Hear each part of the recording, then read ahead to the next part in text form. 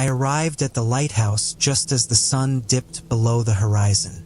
The boatman barely said a word as he helped me unload my bags, his eyes fixed on the darkening sea. When I tried to thank him, he only muttered something I couldn't quite hear before pushing off and rowing back toward the mainland. I stood there, alone, with the wind tugging at my jacket and the waves crashing against the rocks. The lighthouse rose before me, taller and more worn than I expected. Its white paint was peeling, and the metal railing around the top was rusted, as if it hadn't been touched in decades. The door creaked loudly as I pushed it open. Inside, the air was thick and stale, carrying the faint scent of salt and mildew. The small entryway was cluttered with old furniture and tools, things left behind by the last keeper. A dusty clock hung crooked on the wall, its hands frozen at 3:17. I dropped my bags and looked around, trying to take it all in. The place was colder than I thought it would be, even with the thick stone walls. Every sound seemed louder in the emptiness. The groan of the wooden floor, the faint whistle of the wind squeezing through cracks in the windows. On the table near the stairs, I noticed a leather-bound journal, its cover worn and edges frayed. It was open to a page with a few short sentences scrawled in uneven handwriting. Keep the light on. Don't leave after dark. Listen to the ocean. I stared at the words for a moment, trying to understand what they meant. Keep the light on, that made sense. But the rest? I brushed it off as some cryptic note from the previous keeper and closed the journal. The stairs to the living quarters creaked as I climbed, the sound echoing through the tower. My room was small but functional. A bed, a desk, and a single window that looked out over the ocean. I dropped my bags in the corner and sat on the edge of the bed, suddenly aware of how quiet it was. It wasn't the kind of quiet I'd imagined. There was no peace to it, no comfort. Instead, it felt heavy, like the air was pressing in on me.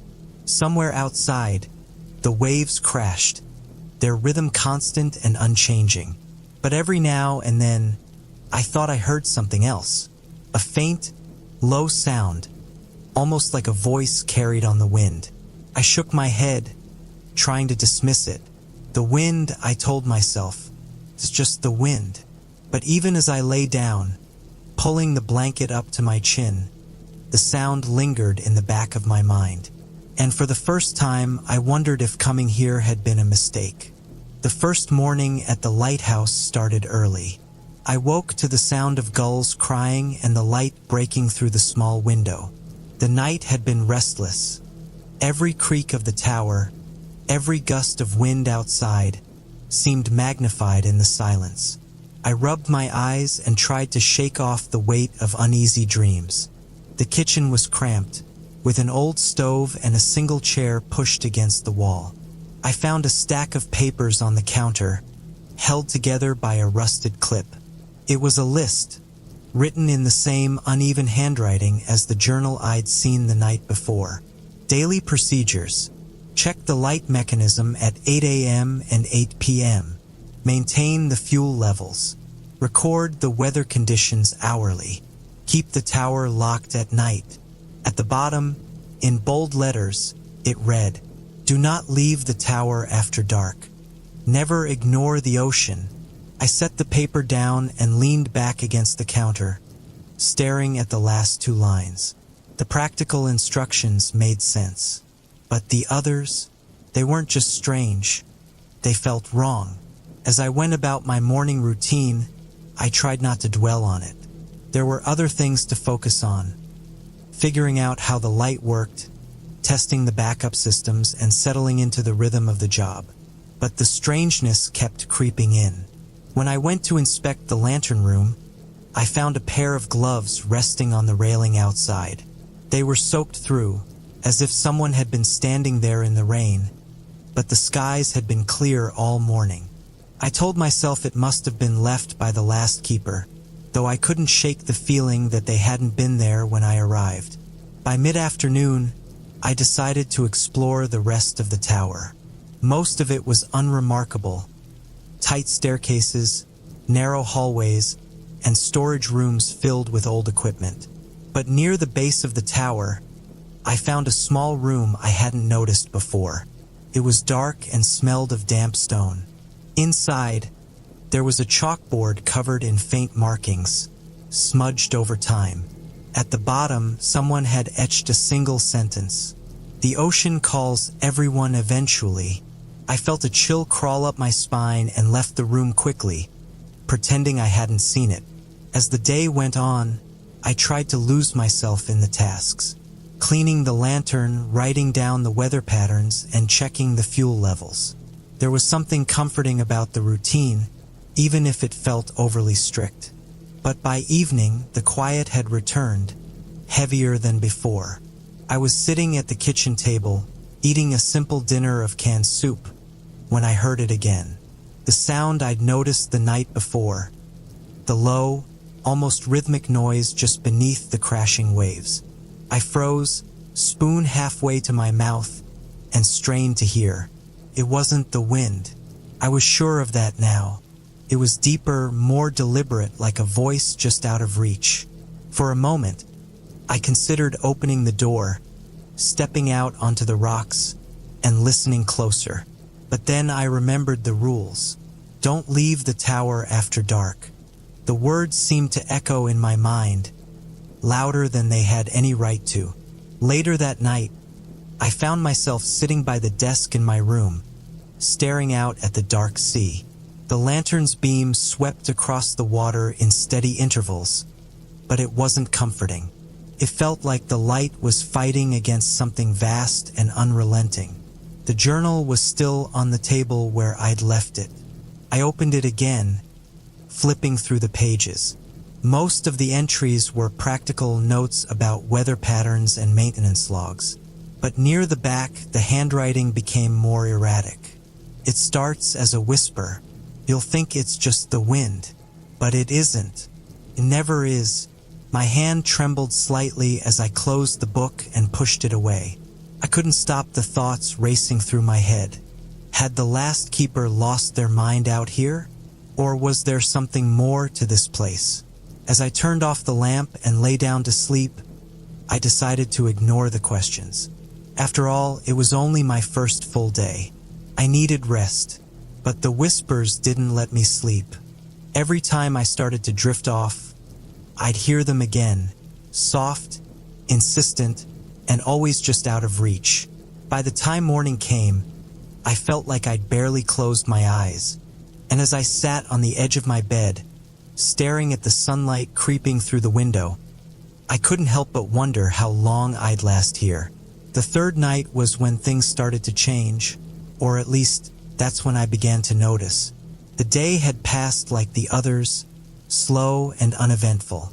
I followed the checklist religiously, fuel for the lantern, weather updates logged in the book, and a few repairs to the railing outside. The routine was beginning to feel comforting, like the monotony itself was my shield against the strange unease that lingered in the air. But as the sun dipped below the horizon, the lighthouse seemed to exhale, settling into a quiet that felt different, heavier.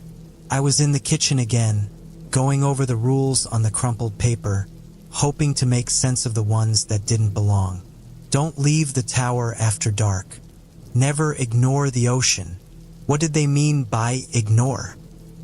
It was such a strange word to use. Ignore how? Was I supposed to listen to the sound of the waves? Or to whatever else might be out there? The thoughts spun in my head as I finished eating and washed my dish in the tiny sink. I glanced at the clock on the wall. It had stopped ticking the first night I arrived, but I found myself looking at it out of habit. The hands were still frozen at 3:17. I turned off the kitchen light and headed up the stairs. The faint whistle of the wind accompanied me, the same sound I'd heard every night so far. But tonight, something about it was sharper. It wasn't just the wind whistling through cracks. It almost felt like words. I stopped on the stairs, straining to hear. Nothing, just the waves outside, crashing steadily against the rocks. The lantern room at the top of the tower was my last stop for the night. I opened the heavy door, and the light from the giant lens spilled over the space, illuminating the machinery. Everything seemed in order, but I had this nagging feeling like I was being watched. I turned toward the window that circled the room, staring out at the dark ocean. The beam of light swept across the waves, carving through the blackness like a blade. But as the light passed, for the briefest moment, I thought I saw something. A figure. It was too far out to make out details, but it was there, standing on the water. Still, watching. My breath caught in my throat. I blinked hard, willing my eyes to adjust, to see clearly. The light swung back, sweeping over the same spot.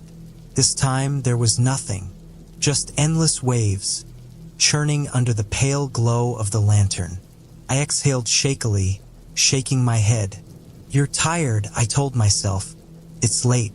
This job's already messing with your head." I finished my checks as quickly as I could and left the lantern room, locking the door behind me. Back in my room, I lay on the bed, staring at the ceiling. Sleep didn't come easily these days, not with the whispers. I tried to convince myself it was just the wind, but the sound was getting harder to ignore. Tonight it was louder, not in volume exactly, but in how deliberate it felt. It wasn't random gusts or shifting air. It had a rhythm, almost like it was trying to form words. I pressed my hands over my ears, desperate for silence, but it didn't help. The sound wasn't just outside anymore. It was inside me, in my head, like a thought I couldn't stop thinking. I don't remember when I fell asleep, but I woke with a start sometime in the early hours. My throat was dry, and my heart was pounding like I'd just run up the stairs.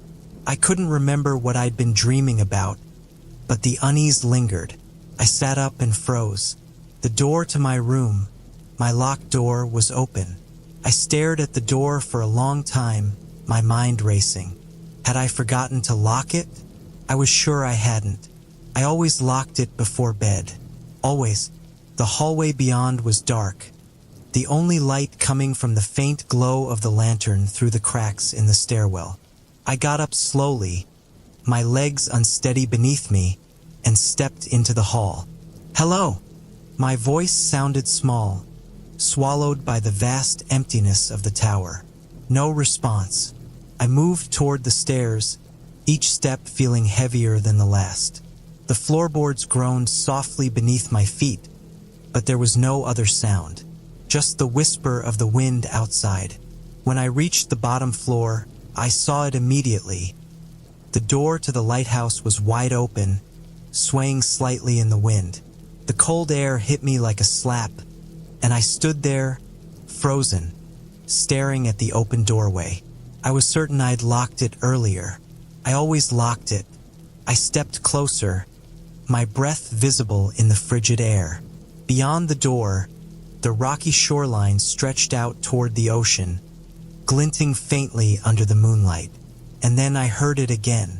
My name. It wasn't shouted or even spoken loudly. It was barely more than a whisper, but it was clear, distinct. The sound came from outside, carried on the wind. I stood at the threshold, my hands gripping the edge of the doorframe, and stared into the darkness. The ocean was calm, the waves lapping gently against the rocks. But there was something out there. I could feel it. For a moment, I almost stepped outside. I didn't even think about it. My body just moved on its own, one foot edging past the doorway. But then I stopped, my mind snapping back to the rules. Don't leave the tower after dark. I slammed the door shut and locked it, my hands trembling as I turned the key. I didn't go back to sleep that night. I sat in the kitchen with the journal open in front of me, flipping through the pages over and over, searching for answers. The last few entries were frantic, the handwriting barely legible. It doesn't stop. No matter what you do, it doesn't stop. I can't stay here anymore. The words were scratched into the page, almost tearing through the paper. I closed the journal and set it aside, burying my face in my hands. My heart was racing, and no matter how many deep breaths I took, I couldn't calm down. The whispers hadn't stopped. They were still there, faint but steady, like a song stuck on repeat. And I knew, deep down, that they weren't going away. I just didn't know how much longer I could ignore them. The whispers didn't let up. By the 5th night, I'd stopped trying to explain them away. They weren't just the wind or the waves. They were something else, something alive. I'd barely slept since the night the door opened on its own. Every sound now felt sharper, every shadow heavier. Even during the day, the lighthouse seemed to pulse with an invisible weight, pressing in on me. I carried that weight everywhere, and by the time the sun set again, I could barely think straight. That evening, I climbed to the lantern room for the nightly checks. The climb felt longer than usual, every step echoing louder than it should have. When I reached the top, the air was colder, as if the temperature had dropped just in that part of the tower. I unlocked the heavy door and stepped inside. The light hummed faintly, its beam cutting through the darkness outside. Everything seemed fine at first. No loose bolts, no flickering. But then I noticed something odd. The window. There was a faint smudge on the glass, roughly the size of a hand. It wasn't there earlier in the day. I leaned closer, trying to make sense of it. The smudge wasn't just a smear of dirt or condensation. It looked like a print, like someone had pressed their hand against the outside of the glass. But that was impossible. The window was over 50 feet above the ground. I felt my chest tighten, my breath coming in short, shallow bursts.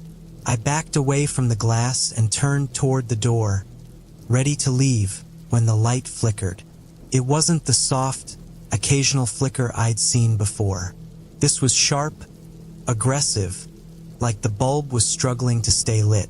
The hum of the machinery grew louder, a low, grating sound that made my skin crawl. And then it stopped. The lantern went dark, plunging the room into silence. For a few moments, I stood frozen, unsure of what to do. The rules were clear. Keep the light on. Always. But as I reached for the backup switch, something stopped me. There was a sound, soft at first, barely noticeable over the pounding of my heart. Came from the staircase behind me. Footsteps. Slow, deliberate, and getting closer. I turned toward the door, my hand shaking as I gripped the handle. "Hello," I called, my voice cracking. The footsteps stopped. The silence that followed was unbearable.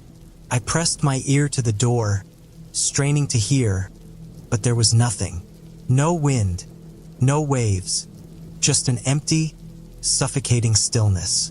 I took a deep breath and opened the door. The stairwell was dark, the faint glow of moonlight barely reaching the edges of the steps. I looked down but saw nothing, just the empty, spiraling staircase disappearing into the shadows below. But the feeling didn't go away. The air felt charged, like something was watching me. I went back into the lantern room and threw the backup switch. The light buzzed to life, flooding the room with its harsh glow. I exhaled, relief washing over me for a brief moment, until I turned back to the window. The smudge was gone, not smeared or faded. Gone as if it had never been there in the first place. I staggered back, my mind racing. Had I imagined it? Was it just my own reflection? Before I could think any further, the whispers came again. Louder now, more insistent. My name. This time I couldn't pretend it was the wind. The sound was too clear, too deliberate. It came from outside, from the direction of the ocean. I stepped toward the window, my legs feeling like lead. The light swept across the waves, illuminating the dark expanse. For a moment I saw nothing, just water stretching endlessly into the night. But as the light swung back, it caught something something standing on the rocks at the edge of the shore. A figure. It was tall and motionless, its silhouette blurred by the crashing waves. I froze, unable to look away. The beam moved on, plunging the figure back into darkness, but I knew it was still there. My pulse raced as I backed away from the window, my thoughts spiraling. Had someone followed me here? Was it just my imagination? Or was it something worse? I didn't want to go outside. Every instinct screamed at me to stay in the tower, to lock the door and wait until morning. But the rules wouldn't let me. Never ignore the ocean. The words repeated in my mind, over and over, like a drumbeat. The whispers grew louder, more urgent. My name, again and again, pulling me toward the door. I didn't remember deciding to leave. One moment I was standing in the lantern room, and the next, I was on the staircase, my hand gripping the cold metal railing as I descended. The bottom floor was colder than usual, the wind pushing against the cracks in the walls. The door creaked as I unlocked it, the sound cutting through the silence like a knife. When I stepped outside, the cold air hit me like a wall. The ocean stretched out before me, its surface shimmering under the moonlight. The figure was gone, but I could still feel it, its presence lingering like a shadow. The whispers didn't stop. They came from all around me now, rising and falling with the waves. I stepped closer to the edge of the rocks, the sea spray dampening my face. My heart pounded as I stared out at the water, searching for something I couldn't name. And then I saw it, a shape just beneath the surface. It moved slowly, deliberately, its outline distorted by the shifting waves. It didn't look human, but it wasn't entirely other. For a moment, everything stopped. The whispers, the wind, even my own breathing. The world held its breath as the shape rose higher, breaking the surface. I couldn't move. I couldn't think. All I could do was stare as it turned toward me, its eyes locking onto mine. I don't know how long I stood there. Seconds? Minutes? Time didn't seem to exist in that moment. The whispers grew deafening, a chorus of voices blending into one. My knees buckled, and I fell to the ground, the cold seeping into my skin. When I blinked, it was gone.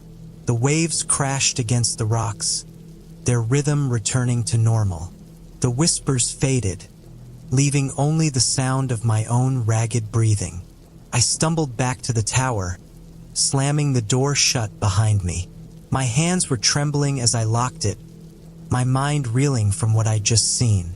I wanted to believe it wasn't real, that it was just exhaustion playing tricks on me. But deep down, I knew the truth. The ocean wasn't just water. It wasn't just waves. It was alive, and it wanted something. I don't know how I made it through the rest of that night. After slamming the door shut and locking it, I sat on the cold floor of the entryway for hours, shaking uncontrollably. My mind kept replaying what I'd seen. The shape in the water, the way its eyes seemed to pierce right through me. I wanted to tell myself it wasn't real, that my imagination had gotten the better of me. But the cold dampness on my skin and the whispers still echoing faintly in my head wouldn't let me. When the first light of dawn crept through the window, it felt like the world had exhaled. The air seemed lighter, the tower warmer, and for a moment, I let myself believe that everything might be okay. But then I looked down at my hands. They were trembling not just from exhaustion, but from something else. A faint residue clung to my fingertips, gritty and dark, like wet sand. The rest of the day was a blur. I cleaned the lantern, logged the weather, and did my best to stick to the routine, but my thoughts were elsewhere. Every creak of the tower made my head snap toward the sound. Every gust of wind against the windows sent chills through my body. And every time I glanced out at the ocean, I couldn't help but search for that figure again. It wasn't there, at least not that I could see. I spent most of the afternoon sitting at the desk in my room, staring at the journal. The words on the page felt heavier now, as if they carried a weight I hadn't understood before. It starts as a whisper, "Never ignore the ocean." I flipped to the last page and noticed something I hadn't seen before. Scratched faintly into the corner, barely visible under the scrawled text, were 4 words. "It won't let you go." That night, I couldn't bring myself to climb to the lantern room. I stayed in my quarters, listening to the wind howl outside. The whispers were back, soft at first, then louder, more insistent. My name. I pressed my hands over my ears, but it didn't help. The sound wasn't outside anymore. It was in me, crawling through my mind like an unwelcome thought. And then it stopped. For the first time in days, there was silence. Not the heavy, oppressive silence I'd grown used to, but something lighter, softer. For a moment, I let myself hope. Then came the knock. It was faint at first, almost like the sound of a branch tapping against the window. But it wasn't the window, it was the door. Knock, knock, knock. My breath caught in my throat as I stared at the door from across the room. I stayed frozen, too afraid to move. But the knocking continued, steady and patient. Knock, knock, knock. I thought about the rules. Don't leave the tower after dark. But they didn't say anything about what to do when something or someone came to the door. The knocking stopped. For a moment, I thought it was over. But then I heard it again. My name. Not a whisper this time, but a voice, low and calm, coming from just outside the door. Open up. Couldn't breathe. My legs felt like they were made of stone. But somehow I forced myself to stand. Slowly, I stepped toward the door, every instinct screaming at me to stop. My hand hovered over the lock. The voice came again. Let me in. It was my voice. I don't remember much after that. When I woke, it was morning. The door was still locked, the room exactly as I'd left it. But something was different. The whispers were gone. I wanted to believe it was over, that whatever had been haunting me had left. But deep down, I knew better. A week has passed since that night. I've kept the light running, followed the rules, and tried to convince myself that everything is normal. But nothing feels normal anymore. The whispers haven't returned, but the silence isn't comforting. Feels like it's waiting for something. I've thought about leaving, about abandoning this place and never looking back. But the ocean doesn't let you go, does it? Every time I hear the wind against the tower, I freeze. Every time the waves crash a little harder than usual, my chest tightens. And every time I close my eyes, I see it again, the shape in the water watching me, waiting. I don't know how much longer I can stay here, but I don't know if I can leave either, because what if it follows? Subscribe for more horror stories every day.